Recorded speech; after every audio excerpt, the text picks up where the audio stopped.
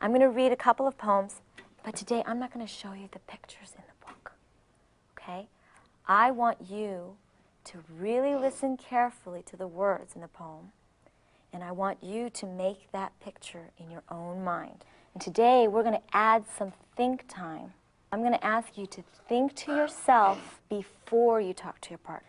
So you're going to think and think and think to yourself, and then I'm going to give you a signal.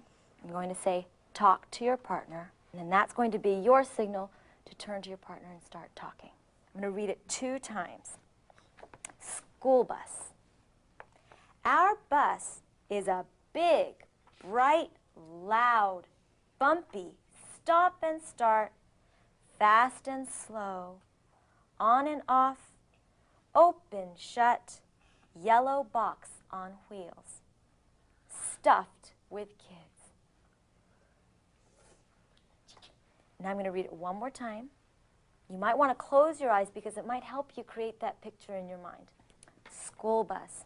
Our bus is a big, bright, loud, bumpy, stop and start, fast and slow, on and off, open, shut, yellow box, stuffed with kids.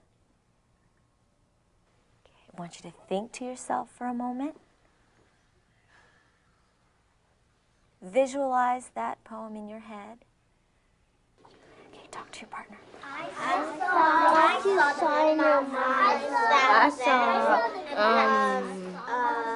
I saw a big yellow bus with a door on it. And the doors going open and shut, and it had wheels on it with a lot of kids, and it went fast and it went slow and it went on and off, and a lot of kids was up in it. I saw a lot of kids playing in the school. I saw wheels, and I saw a street on the school bus. I saw windows, and I saw that opening door, and sometimes I close the door. I saw the bus lady I saw the driver and the wheels and a bunch of kids on a bright yellow bus with the bus driver driving. Okay, readers. So what are some of the things that you talked about? Jonathan.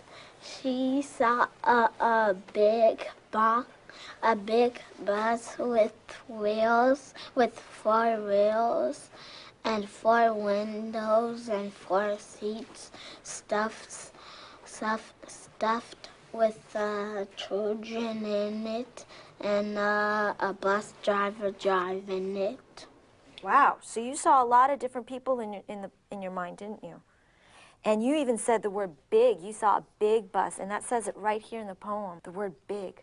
Brittany. The bus was really, really crowded, and the bus driver was going up and down, slow and fast, and open and close.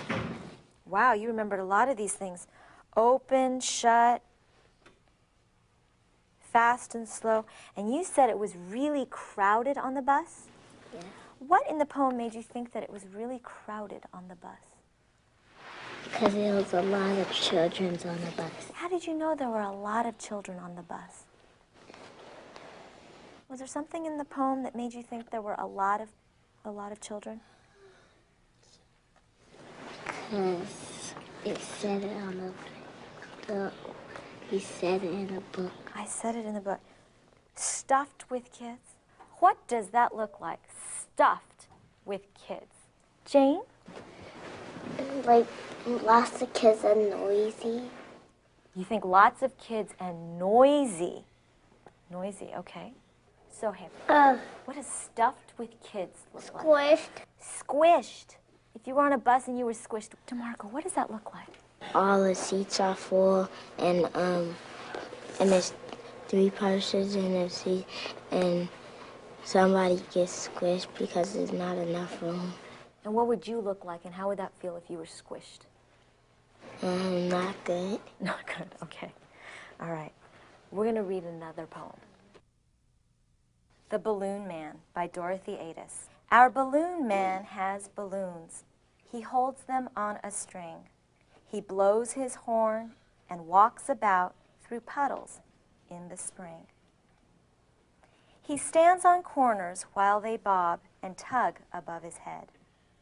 Green balloons and blue balloons and yellow ones and red. He takes our pennies and unties the two we choose. And then he turns around and waves his hand and blows his horn again. I want you to think about this poem for a second to yourself. Picture that in your head. What do you see in your mind? Okay, now talk to your partner about it. I think that he gonna give away some of his yellow balloons and red balloons and green balloons and blow his horn and walk away. The kids are giving him their pennies. The cloud's gonna keep following them until the balloons pop. I think that is a man with a lot of balloons in his head. This is what you pictured. A man with a lot of balloons in his hand. That when he was walking and some kids start running, some kids was riding their bike and they wanted to buy some balloons for their moms. Are they dad? Are they sisters? Are they cousins? Are they family? Okay. I want you to take those pictures that you had in your minds, and I want you to draw it onto a piece of paper. Okay, now some of you talked about how you saw a man selling a balloon. Some of you talked about how you saw a clown. Some of you talked about clouds. Some of you talked about kids. I want you to make sure that you include those details in your drawing. Okay, I'm going to give you about 10 minutes to draw, and then we're going to share with our partners. Dwayne, tell me about your picture. He got a balloon man and he got his balloons on his arm. On his arm. And so what are you planning on doing now? I'm about to color the balloons. What are you going to color them? I'm going orange and yellow and green. Orange, yellow, and green. All right. Was there anything else in the poem that you pictured in your mind? Yes. What else did you picture? Some kids. Some kids. Are you going to add that to your drawing? Yes. That would be great. I need you to add those kids to here, okay? When I read this poem, was there anything else? A man. You pictured a man. What would the man look like? Close your eyes and think about it.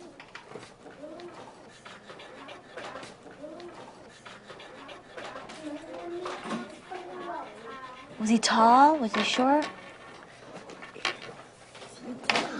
Tall. Make sure you get that in your drawing. Is this balloon man and puddles? These are the puddles. You remember that in the poem it said that he walks about through puddles. And then these are all balloons? Wow.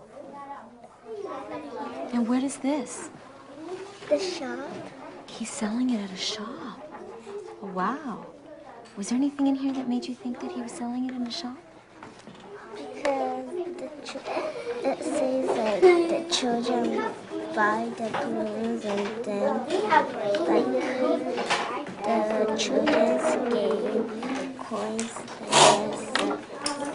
That's right. It said he takes our pennies and unties the two we choose. So these are the kids right here. They give him the money. And so that's why you pictured a shop. He's selling them at a shop. Yeah, don't forget to share that with your partner, okay? I pictured that too. Okay. Right now I need you to put away the crayons and the pencils. You're going to share your drawings with your partner. You're going to talk about your pictures. And then I want you to really be careful listeners, because I want you to pay attention to the details in the drawings and in what your partner's saying. What's in my drawing is the one the girl is playing with the hula hoops and the clown have balloons and he's walking. Yours is different because yours has hills and mine doesn't. And mine has flowers. And yours has a tree. And you have different colored balloons. I got balloons and you got balloons. Was there anything in the poem, were there certain words or phrases that helped you draw your picture? There was some money. So what did you picture in your head? A boy wanted a balloon and he picked some color, just 2 colors, and then he gave a penny to the clown. And the clown was walking with the balloons, and then he honked his horn. So you remember the part where it says, he blows his horn and walks about. You remember that, and that helped you that helped you with your picture? Yes. Okay. Ellen? Children. Children. You remember that there was children in here? Okay, let me read this. He takes our pennies and unties the 2 we choose. And then he turns around and waves his hand and blows his horn again. What made you think that there were children in this poem? Because it said the word us. It said the word us, the 2 we choose. So you thought of children? Why did you think children and not adults? Because children like balloons. Okay. What did you draw in your picture that wasn't part of the poem? I put my clown in a garden. And that wasn't part of the poem. Anybody else put something in their drawing that wasn't part of the poem? The clown's in the zoo. You put the clown in the zoo. All right, today we worked again in partners and we heard another poem. We did Think, Pair, Share. We drew pictures. And I wanted to know, how do you think we worked together in a caring or respectful way? How did we do today? Can't. When my partner was talking, I was waiting for her to finish talking and then I could talk. We was good listeners and we was listening to our partners. We was waiting until the other partner was done. Well, we practiced some very important things. We practiced thinking to ourselves before we talked to a partner. We listened to some poems, and we made a picture in our head based on what we heard. We're going to continue that when we read some stories, and I want you to try and do that too when you hear stories at home and when you read independently. Okay?